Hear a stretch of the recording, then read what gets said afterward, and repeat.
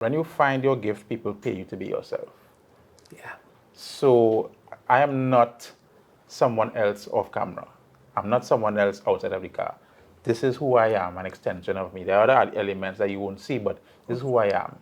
And it's easy for you to express yourself with whatever talent you have, and people will pay you for that once it's valuable to the marketplace. You may see it as valuable to you. That's Yes. good, but let's talk about business here. Business world is going to see, okay, is this valuable to the marketplace? And once they can see that, you can be yourself and make money.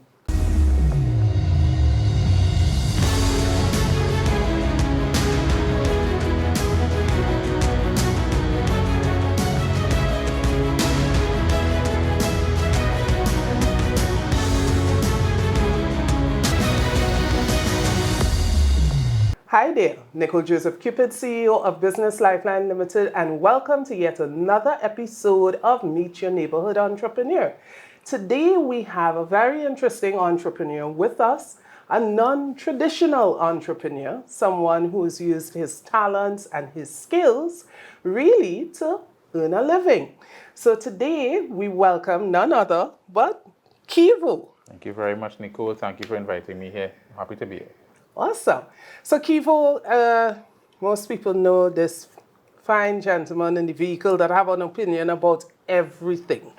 Yes? What's your opinion on entrepreneurship? Well, entrepreneurship basically for me is about finding a solution to a problem.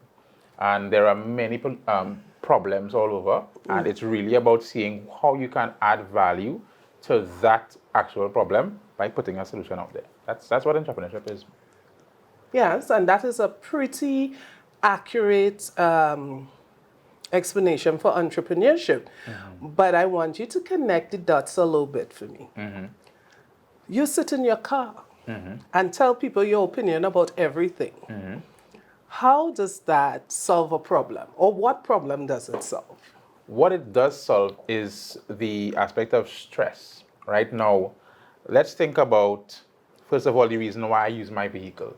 When you're driving your vehicle by yourself, you are expressive. It's kind of like your peaceful place.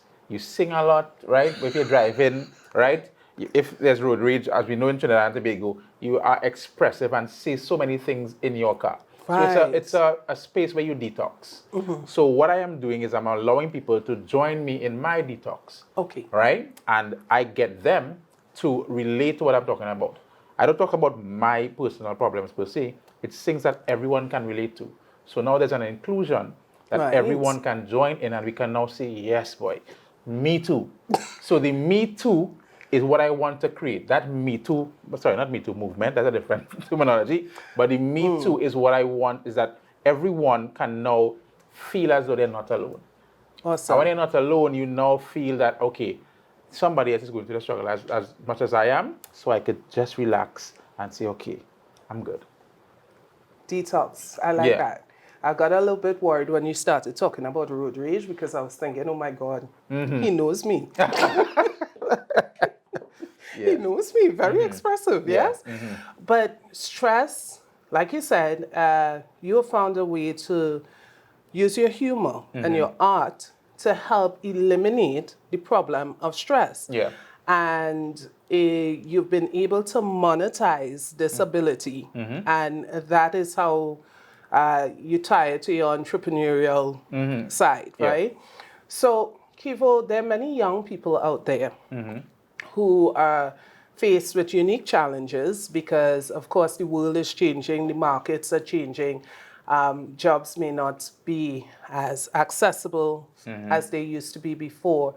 And they're thinking, gosh, you know, what do I have that I can bring to the market? You know, I might be really funny, but who's going to pay me for that? You Right. know, what kind of advice would you give them? All right, a lot of things. First of all, Bob Proctor, a mentor of mine, he would have said, your value to the marketplace is based on three things: the need for what you do, your ability to do it, and the difficulty there is in replacing you. So Right. it's important that you know that there is a need in the marketplace. There is an ability that you have in terms of how well do you do it. So you have to be able to refine your talent. You can't just be a jokester.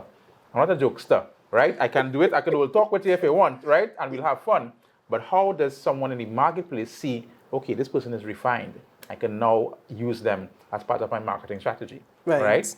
And then the difficulty there is in replacing you. What's your unique selling point? So for me, they know if they come to Keevo, you're not going to get a platform where there's vulgarity, there's anything disrespectful per se. So now they're going to say, okay, my brand is like that, I'm going to take him, right? So it's really about creating that those three pillars so that you can now be valuable to the marketplace. Awesome. I really like how you express it, because a lot of people don't think that deeply on the issues. So there are a lot of people out there, and I can share this from training entrepreneurs, that don't have a clear identification of what problem they are solving. Yeah.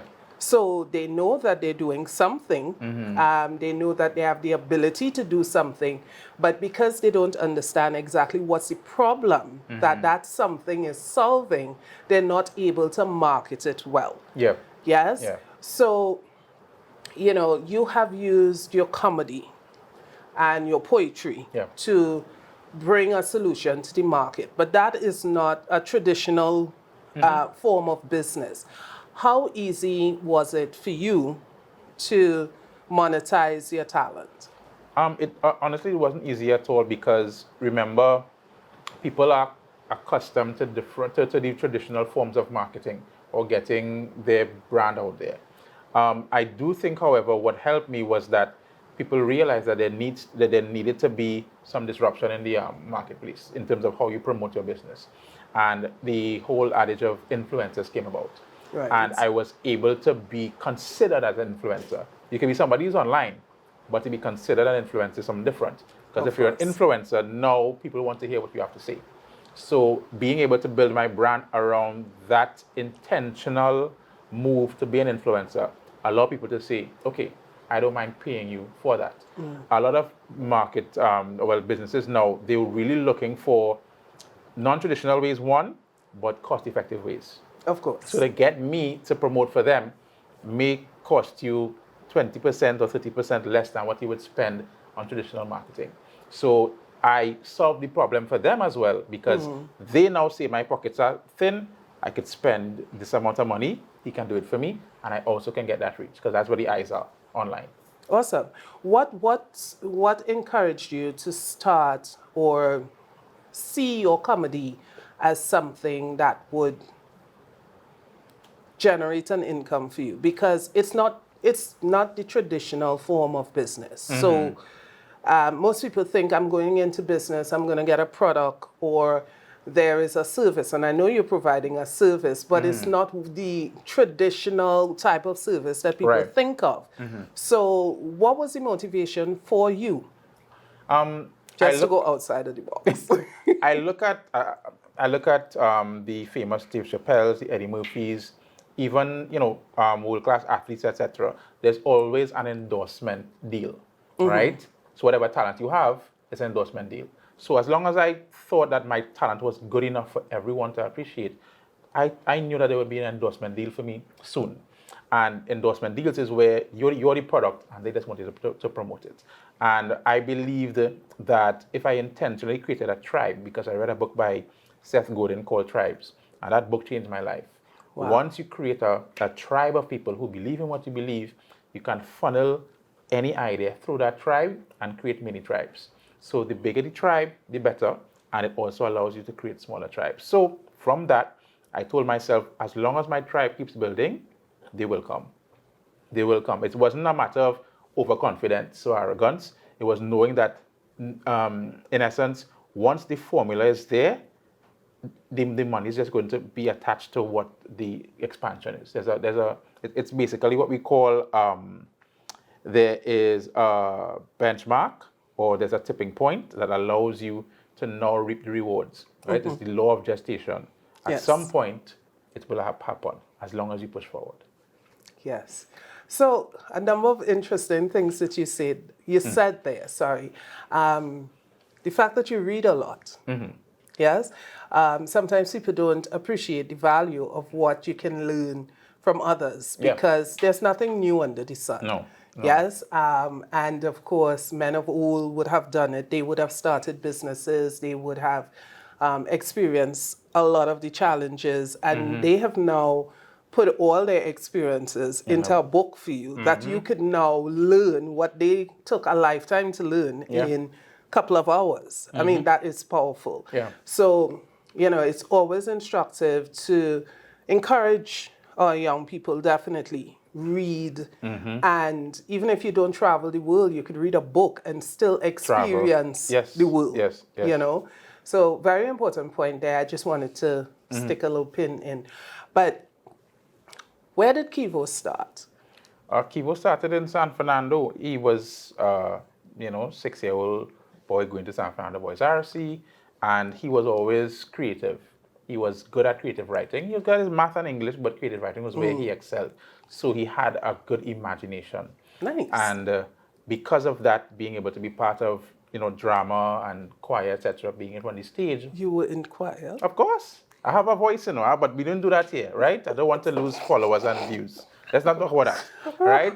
But I was part of, being on stage and being able to have the confidence to, talk in front of people.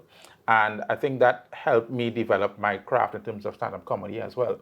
And from that, also going through that aspect of being bullied through some different parts of my schooling, I had to now use my talent of being witty to defend myself. So Now, who would have guessed? who would have guessed? Who would have guessed? Who would have guessed? Who would have Yes. guessed? But yeah, that was an experience that I had to endure, and thankfully I'm over that now. Awesome. But you had to reinvent yourself, and I got the opportunity to leave San Fernando, head to UWI, live on campus, and nobody knew who I was. So I had the opportunity to have a fresh slate of becoming Keevo. Keevo. Right? So from there, I was able to be part of drama school in UE and honing on my craft. So that's where I think Keevo started, and that's where he is now. Awesome. Now, Keevo, I don't want us to just gloss over the point about bullying, because there are so many young people right now that are being bullied. And, they're not sure how to manage with it or what to do, or will it ever get better? What would you say to them? The bully is often the person who is experiencing pain, and they want to project their pain on somebody else for them to feel better. Hurt people, as we know. If you are being bullied, it's not something to take lightly. It's something that you have to talk about, because often the bully was bullied, and he becomes that person, or she becomes that person. So when you speak on it, and because we have such a wonderful society that allows therapy to happen, right? Back in the day, we didn't have that access. Right. Therapy to happen. You are now at an advantage where you don't become the product of your environment. You can be better. So if you are a victim of bullying, you can work through that in a better way if you speak on it. Talk to people about it. Find an avenue for you to be able to express yourself, and find the time to forgive yourself and forgive them, because people often blame themselves, but it's never your fault. Great advice there. Keevo, the other aspect to it is that all of that negativity turned out to be the golden egg for you. Yeah, because it sort of forced you in a direction that allowed you to really develop yourself, and develop in a way that you can now monetize it. So, not encouraging bullies at all, but I would have been seeing thanks. Thanks, guys. I say thanks all the time, because in every developmental phase, there's a phase of pain. Yes. Everything, even in growth of a tree, there's a phase of pain. So that pain is what you use as a tool to fuel you to get to the fruit, right? So you have to embrace it at the end of the day. The more you run from it and try to escape pain, the less and less you will succeed. You have to be able to be mindful that pain is going to come, and welcome it, and know that it's all about growth. Awesome. Well said. Very well said. So, Keevo, young person coming up, and I want to start my own business. but I don't think that my skills meet the normal requirements of business. What guidance would you give to them? I think it's important to, I would say, build a tribe of people. It's all about traffic at the end of the day. Break that down Tribe, simple for fine, someone. okay. Building a tribe means getting a group of people. It could be 10, 20, 100. A group of people who believe in what you believe. If your product is juice, they like your juice and they will sell your juice for you if your product is good. Right. So your product has to be of a certain quality, but you must have ambassadors for your product, right? Right. It's important to have ambassadors. And one, you're going to have people who love you because of who you are. Right. And they are going to sell for you. And then they're going to get another branch of people who love your product and will sell for you. They don't know who you are, but they love your product. So when you expand those people, the ones who love you for who you are and will always support, then you get that other group. That's how your product really is allowed to expand. I think after that, that's when you start building traffic, because traffic is really what you want to sell your product. You can have the greatest product, but if you have no traffic, nobody going to buy your product. I always see those guys who are on the highway, they understand the importance of traffic. Yes. When we have more flyovers, they're going to lose business because people have no time to stop. Right? To buy the nuts and buy the juice. So you have to think about, how can I fit myself into that traffic and get someone to say, you know what, I want a juice today. Yeah. And now we're going to get 10 people who are going to say, I want a juice today. So it's really about fitting yourself into a traffic area or creating traffic in another area that nobody thought about. So it's really about that traffic. And I remember a book I read called Cash Flow Quadrant by Robert Kiyosaki. Yes. And he spoke on the 8 elements of the BNI triangle: the product, systems, legal, communication, cash flow, and then the team, mission, and leadership. That book helps you understand the framework of a business. So when you set your business up in that regard, and your product being actually the smallest element of your business, Yes. you will succeed. Because McDonald's makes okay burgers. I can get a better one on the avenue, but their business system is the best business you could think about. Yes. So it's important that you get guidance from the experts. That's what I'm really trying to say. Get guidance from the experts. Come to Business Lifeline and get some guidance, right? We agree. Right?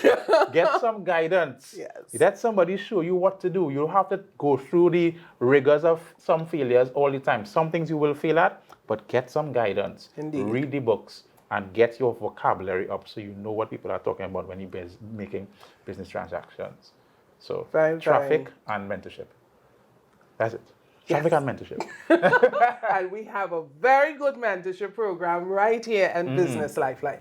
So Keevo, I really want to thank you for taking the time to come and share with us. I wouldn't say anything else on that matter. Just that we're very grateful that you're here. Thank you for inviting me again.